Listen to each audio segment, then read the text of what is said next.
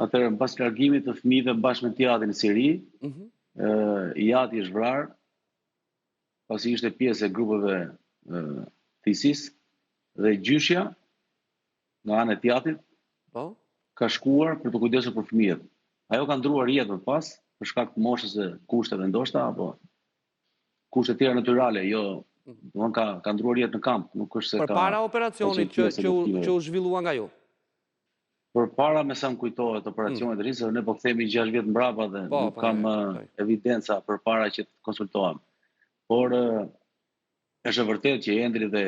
Eva kanë qenë të dy në një çadër në kujdesjen, po themi, edhe të disa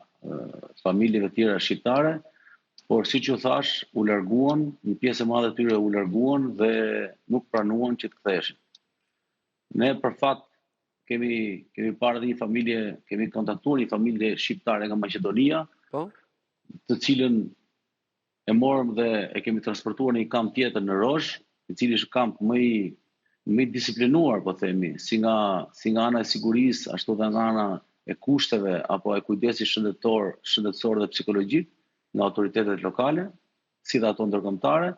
por e kishin pamundur për ta kthyer, pasi nuk na takonte ne, pavarësisht se ata ishin shqiptarë, ishin shtetas Maqedonas.